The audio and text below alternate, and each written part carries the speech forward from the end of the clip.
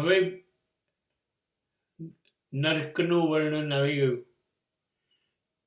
ત્યાર પછી માણસનો જીવ કેવી રીતે જશે એની વાત આવી ગઈ, અને ત્યાર પછી પાપીઓ કયા પાપ કરશે તો એને કઈ સજા મળશે એની વાત આવી ગઈ.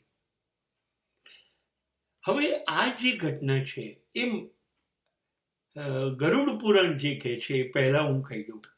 એ પહેલા ગરુડ પુરાણ હવે શું કહે છે? હવે ગરુડ પુરાણ એમ કહી રહ્યું છે કે એ તો જેને આપણે આત્મા કહીએ છીએ એના કર્મો સારા લગભગ 99% લોકોનો નથી, પાપી છીએ, એટલે એ તો નર્કમાં ગયો.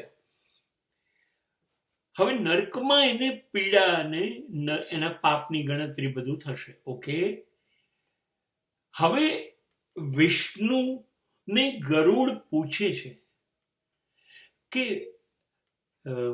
વિષ્ણુ ભગવાન, શું કોઈ રસ્તો નથી? હા, એને ભૂલ કરી, પાપ કર્યા છે જીવનભર, તો એનો કોઈ રસ્તો નથી આના માટે? કોઈ ઉપાય? અને ત્યારે વિષ્ણુ ભગવાન એને એવું કહે છે ગરુડને કે હે ગરુડ, મૃત્યુ પામે પછી 12 દિવસ સુધી આ ગરુડ પુરાણ નિયમિત સગાઓને એ લોકોએ ભેગા થઈને વાંચવું જોઈએ. 12 દિવસમાં હપ્તે હપ્તે વાંચો, પણ 12 દિવસે પૂરું કરવું જોઈએ, અને તો આત્માને પીડા ઓછી થશે. નંબર 1. નંબર 2, આ ગરુડ પુરાણ વાંચાય રોજ, ત્યારે 12 દિવસ એના નજીકના કે અંગત ઓળખીતા સગાઓને જમાડવાના રહેશે.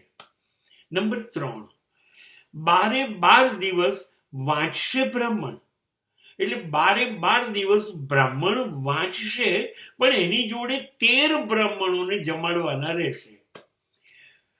નંબર 4, 12 દિવસ મુખ્ય વાંચનાર બ્રાહ્મણ અને 13 બ્રાહ્મણોને દાન દક્ષિણા તમારે આપવાની રહેશે. 13મા દિવસે પૂરું થશે ગરુડ પુરાણ. એ દિવસે તમારે જેટલા સગા હોય તમારા, કુલ તમારા બધા જ મિત્રો વગેરે વગેરે બધાને જમાડવાના રહેશે તમારી શક્તિ મુજબ. ત્યાર પછી જે મરી ગયા છે એના અંગત દીકરી જ સ્પેસિફિકલી, અને નહીતર પુત્ર વધુ, એને તમારે દાન આપવાનું રહેશે. અને એ જે દાન તમે આપશો એ દાન એને ત્યાં નર્કમાં જીવવા માટે અંગૂઠા જેટલો થઈ ગયો છે ત્યારે મદદ કરશે, એને ત્યાં આપવામાં આવશે. એટલે એમાં શું આપવું જોઈએ? તો પહેલા તો દીકરીને સોના ચાંદીના દાગીના આપો, એટલે એ ત્યાં એને મળે.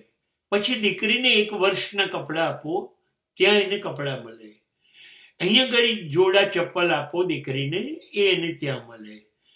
ત્યાર પછી અહીં દીકરીને ફર્નિચર અથવા સુવાના પલંગ કે વગેરે વગેરે આપો, એ એને ત્યાં મળે.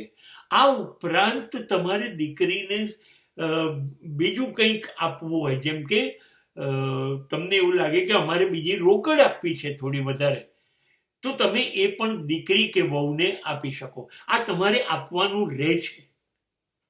અને તમે અહીંયા એને જે આપશો એ બધું જે આત્મા ગયો છે એને ત્યાં મળશે, એવું ગરુડ પુરાણ કહે છે.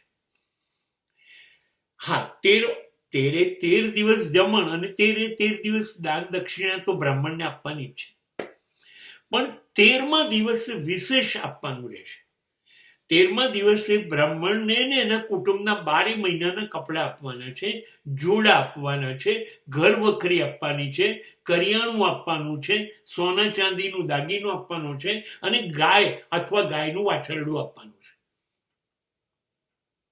આ તમારે બ્રાહ્મણને 13મા દિવસે આપવાનું છે.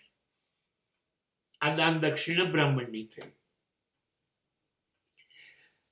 હવે પછી અંદર એવું વર્ણન કર્યું છે કે તમે કઈ વસ્તુ આપશો તો તમારે ત્યાંના આત્માની કઈ પીડા ઓછી થશે,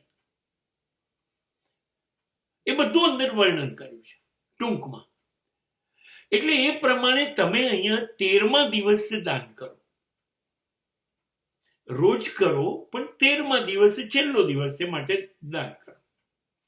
અને ત્યાર પછી તમારે દર મહિનાની તિથિએ, માની લઈએ 5મી એ મરી ગયા છે કોઈ મહિનામાં, હા તો દર મહિનાની 5મી તારીખે કે તિથિ ગણતા હોય તો તિથિ, એટલે લગભગ 24 મહિના સુધી તમારે દર મહિને ઘરના લોકો સગા અને બ્રાહ્મણને બોલાવીને પૂજા કરાવવાની, અને પૂજાને તમારે દાન દક્ષિણા બ્રાહ્મણને આપવાની 24 મહિના.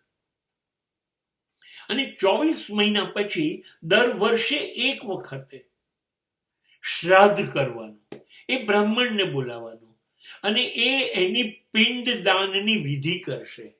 એટલે પિંડદાન એટલે આગળ જે સગા મૃત્યુ પામ્યા છે એની અંદર આજે એને ભેળવી દેશે. એટલે હવે એ પૂર્વજ થઈ ગયો. અત્યાર સુધી એકલો હતો, સગાઓ જુદા હતા. હવે દાદા મામા કાકા દાદા દાદી બધાની વચ્ચે એ ગોઠવાઈ ગયો. એટલે હવે એનું શ્રાદ્ધ થશે, અને આવા 48 શ્રાદ્ધ કરવાના તમારે. એટલે 48 વર્ષ આવું કરવાનું, 48 વખત શ્રાદ્ધ કરવાનું. એ દિવસે બ્રાહ્મણ પાસે પૂજા કરાવવાની અને બ્રાહ્મણને તમારે દાન ધર્માદા કરવાનું. આ તમારે કરવાનું, તો જ એની નરકની પીડા એને નહીં આપે, તો એનો બચાવ થશે.